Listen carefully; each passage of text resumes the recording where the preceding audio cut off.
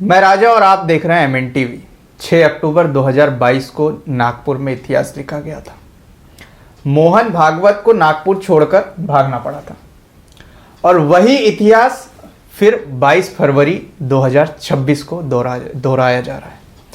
क्या मामला है, पूरा मामला जानने की हम कोशिश करेंगे। हमारे साथ बहुजन मुक्ति पार्टी के राष्ट्रीय अध्यक्ष, युवा विंग के राष्ट्रीय अध्यक्ष डॉक्टर अनिल मानेसर हैं। सर, सबसे पहले तो आपका हमारे चैनल पर स्वागत है। धन्यवाद सर। अगर देखा जाए बीते दिनों तो 6 अक्टूबर 2022 को नागपुर में एक आंदोलन हुआ। सड़कों पर लाखों की संख्या में लोग थे और आरएसएस का हेडक्वार्टर घेरने की बात कर रहे थे और ऐसे में मोहन भागवत को नागपुर छोड़कर तुरंत भागना पड़ा था। ऐसी जानकारी हमारे पास आई थी। ये सही जानकारी है। तो आज फिर यही मामला सोशल मीडिया में फिर से वायरल है कि हम लाखों लोग 22 फरवरी को नागपुर की ओर आरएसएस का हेडक्वार्टर घेरने के लिए जा रहे हैं। किन मुद्दों को लेकर आरएसएस का हेडक्वार्टर घेरने के लिए जा रहे हैं? क्योंकि जो सोशल मीडिया में और तमाम जगह जो पोस्टर्स वायरल हुए हैं उसमें आपकी भी तस्वीर है कि आप उसका नेतृत्व कर रहे हैं अपने पार्टी से, आपके संगठन। तो क्या मामला है, किन मुद्दों को लेकर आप आरएसएस का हेडक्वार्टर घेर रहे हैं? देखिए, 6 अक्टूबर 2022 को मेश्राम साहब के नेतृत्व में आरएसएस के हेडक्वार्टर का घेराव हुआ था। हाँ।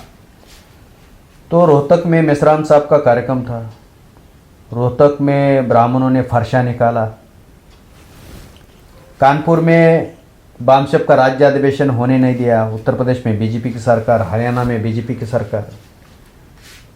तो मेश्राम साहब ने कहा ये मुझे रोकने का प्रयास कर रहे हैं, मैं इनका नाक दबाता हूं तब ये मुंह खोलेंगे। तो आरएसएस के हेडक्वार्टर को घेरा। मोहन भागवत नागपुर में था। आरएसएस के लोग ताला लगाकर भाग गए और नागपुर के इतिहास में पहली बार ऐसी घटना हुई कि महाराष्ट्र का जो मुख्यमंत्री है फडणवीस, वो होम मिनिस्टर भी था, गृह मंत्री भी था, आज भी मुख्यमंत्री है, गृह मंत्री है। 8000 पुलिस फोर्स लगाया था। कितना? 8000 पुलिस फोर्स लगाया था। नागपुर के इतिहास में पहली घटना है। और तब से लेकर दिसंबर तक वो हमारे साथ में पंगा नहीं ले रहे थे, लेकिन उन्होंने फिर से हमारे बामसेप के राष्ट्रीय अधिवेशन को रोकने का प्रयास किया। बामसेप के राष्ट्रीय अधिवेशन को आरएसएस के लोग कैसे रोक सकते हैं? आरएसएस के लोग कैसे रोक सकते हैं? आरएसएस की सरकार है, सरकार द्वारा रोका गया। सरकार द्वारा रोका गया। हमारी मैदान की परमिशन 2 महीने पहले से मिली थी, हमारे पोजीशन में थी। जिसकी सरकार होती है उसका प्रशासन होता है। तो सरकार ने, सेंट्रल गवर्नमेंट ने, बीजेपी के गवर्नमेंट जो उड़ीसा है उसको बताया, उड़ीसा के गवर्नमेंट ने वहां प्रेशर बिल्टअप किया। अंदरूनी जानकारी हमें प्राप्त हुई कि सेंट्रल गवर्नमेंट बीजेपी ही रोकने में लगी थी और आरएसएस के कहने पर। तो क्यों, क्या है, हमने जो सब्जेक्ट रखे थे ना, 82 सब्जेक्ट थे। सामाजिक, आर्थिक, किसानों के रेफरेंस में थे, महिलाओं के रेफरेंस में थे, युवाओं के रेफरेंस में थे, ईवीएम के विरोध में थे। और ये जो राष्ट्रीय अधिवेशन होने जा रहा था बामसेप का 2 दिन का 42वां, वो पिछड़े वर्ग की जाति आधारित गिनती को लेकर समर्पित था। और भारत मुक्ति मोर्चा का 15वां राष्ट्रीय अधिवेशन जो था, जो होने वाला था, वो इलेक्ट्रॉनिक वोटिंग मशीन के विरोध में समर्पित था। तो भूचाल आने वाला था जागृति का। पिछड़ों की जाति आधारित गिनती का मामला ये सब्जेक्ट ही रखा था। ईवीएम के खिलाफ सब्जेक्ट चलाने वाला था। राष्ट्रीय अधिवेशन में बहुत सारा माहौल क्रिएट हुआ था। तो इलेक्ट्रॉनिक वोटिंग मशीन के विरोध में जो जन जागृति हो रही देश भर में, अभी बीजेपी के विरोध में सारे लोग हैं, केवल उनके समर्थन में ईवीएम मशीन है। और नरेंद्र मोदी अगर पिछड़े जाति का प्रतिनिधित्व करते तो सुप्रीम कोर्ट में पिछड़े की जाति आधारित गिनती नहीं होनी चाहिए इसलिए हलफनामा नहीं देते। 340 बच्चे ओबीसी के हाई रैंक से हायर क्वालिफाइड 2017 में हुए थे, मसूरी में ट्रेनिंग ले रहे थे। नॉन क्रिमिनल की मर्यादा सामने रखते उनको सिंगल आउट कर दिया। अगर पिछड़ों का प्रतिनिधित्व होता तो ऐसी हरकत नहीं करता। दूसरा मुद्दा, हमारे आंदोलन के कारण मेश्राम साहब ने 25 मई को भारत बंद किया था पिछड़ों की जाति आधारित गिनती को लेकर। उसके बाद में नरेंद्र मोदी ने कैबिनेट मिनिस्ट्री की मीटिंग बुलाई। कैबिनेट मिनिस्ट्री में प्रपोजल रखा कि पिछड़ों की जाति आधारित गिनती हम करेंगे। नरेंद्र मोदी का अगर 56 इंच का सीना है तो पिछड़ों की जाति आधारित गिनती करने में डर क्यों है? तो नरेंद्र मोदी सरकार नहीं चला रहा है, तो सरकार जो है वो मोहन भागवत नागपुर से चला रहा है। और बहुत सारे लोग कहते हैं आप पार्लियामेंट को घेरना चाहिए, आरएसएस को हेडक्वार्टर को घेरने जा रहे हैं।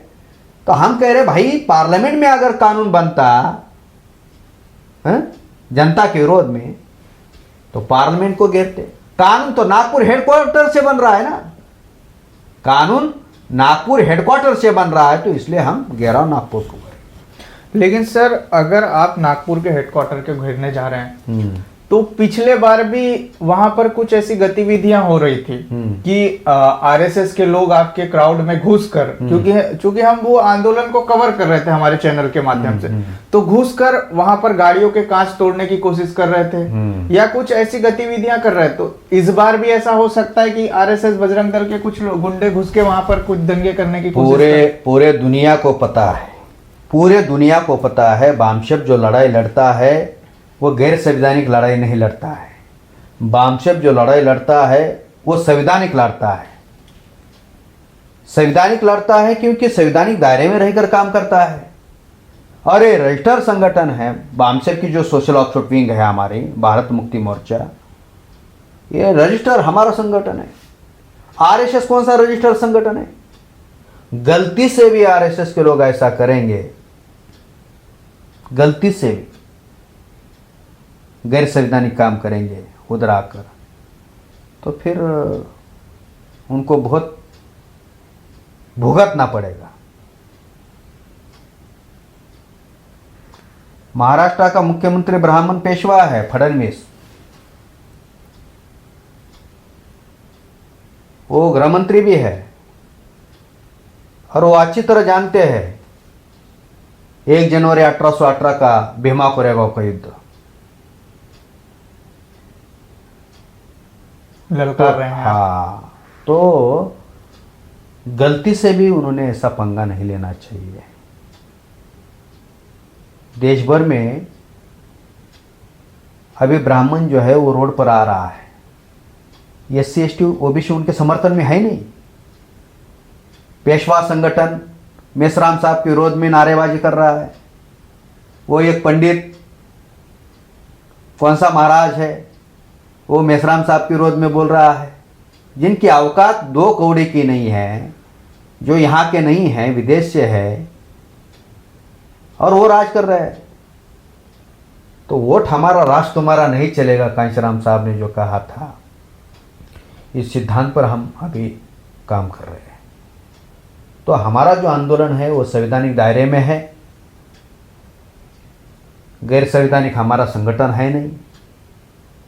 तो इसमें भारत मुक्ति मोर्चा, बहुजन क्रांति मोर्चा और राष्ट्रीय पिछड़ा वर्ग मोर्चा और राष्ट्रीय परिवर्तन मोर्चा द्वारा ये महारैली, विशाल महारैली नागपुर में आयोजित की हुई है। उसके दायरे में लाखों की संख्या में लोग लगे हुए हैं। सर अगर देखा जाए तो सोशल मीडिया पर 22 फरवरी का एक बहुत तेजी से ट्रेंड चल रहा है। तो जब सोशल मीडिया पे 22 फरवरी का इतने तेजी से ट्रेंड चल रहा है, क्योंकि नेशनल मीडिया तो आपको दिखाता नहीं है, लेकिन सोशल मीडिया में आप ही छाए हुए हैं, तो ऐसे में आपकी जो आरएसएस हेडक्वार्टर की खबरें हैं वो आरएसएस के पास भी पहुंची होंगी, तो क्या अभी तक कोई प्रतिक्रिया आई है उनकी? प्रतिक्रिया आ रही ना। मोहन भागवत ने कहा आसुरी शक्ति मरने और मारने के डर से हमें मिटाने के लिए काम तो लगी है। उनको रोकना होगा। ये आसुरी शक्ति कौन है? जो ब्राह्मण धर्म ग्रंथों में SC ST यानी अछूत, आदिवासी, घुमंतु जनजाति को और शूद्रों को आसुरी शक्ति घोषित किया हुआ है, राक्षस घोषित किया हुआ है। और SC ST और घुमंतु जनजाति जो अवर्ण है, अवर्ण और सवर्ण क्लासिफिकेशन है जो बाबा साहब ने उस पर लिखा कि शेड्यूल कास्ट, शेड्यूल ट्राइब और घुमंतु जनजाति के लोग अवर्ण हैं, हिंदू नहीं है। और OBC जो है वो ब्राह्मणों के अनपेड पुलिस है, वो OBC को आगे करते हैं। लेकिन OBC भी राष्ट्रीय पिछड़ा वर्ग मोर्चा के जागृति के कारण, बामसेप के जागृति के कारण वहां से निकल रहा है। तो मोहन भागवत की जो प्रतिक्रिया है, आसुरी शक्तियां, तो उन्होंने ये तो मान्य किया कि SC ST OBC माइनॉरिटी की एक शक्ति बन गई है और मजबूत शक्ति ही मजबूत शक्ति का मुकाबला कर सकती है। और मोहन भागवत की यही प्रतिक्रिया जो है डर के कारण दी हुई प्रतिक्रिया है। हड़कंप मचा हुआ है हाँ, तेजी से। आप अगर ब्राह्मणों के धर्म ग्रंथ पढ़ोगे ना, उसमें लिखा है, अभी रामायण हमारे जागृति के कारण नरेंद्र मोदी को बोलना पड़ा, रामायण महाभारत एक मिथक है। अरे हम तो पहले से बोल रहे हैं भाई, पहले से बोल रहे हैं, अभी वो बोल रहा है मिथक है। तो रामायण ने काल्पनिक स्टोरी लिखी, उसमें एक स्टोरी जो है सीता और राम का डायलॉग है।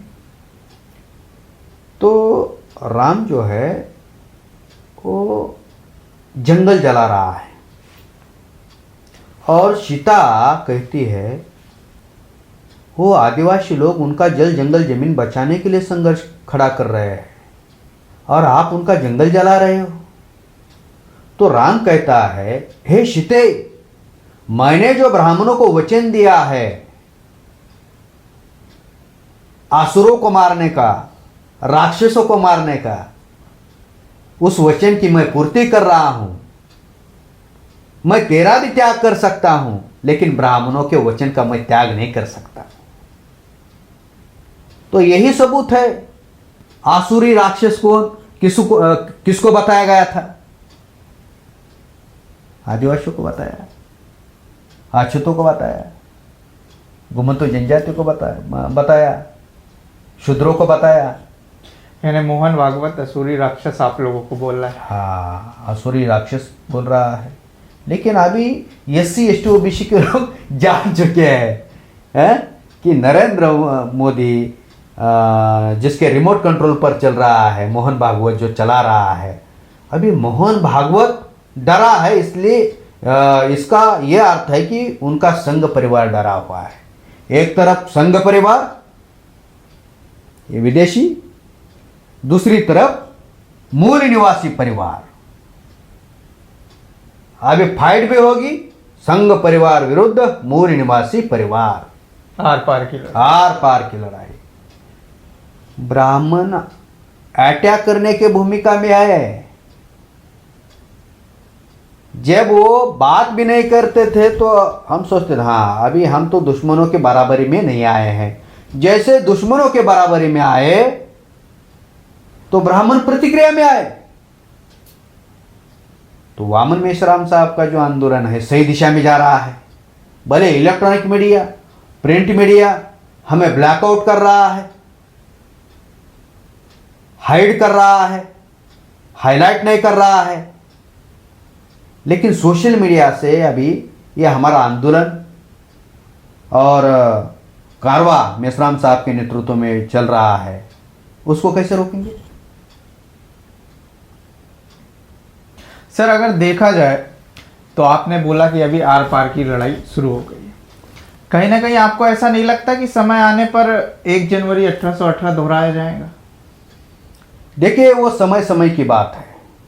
लेकिन हम जो ये लड़ाई लड़ रहे हैं वो संवैधानिक दायरे में लड़ाई लड़ रहे हैं, क्योंकि तब तलवारी का ज़माना था, अभी कलम का। आज कलम का ज़माना है। तो कलम से डरते हैं और वो लोग तलवार से भी डरते हैं, क्योंकि तलवार चलाना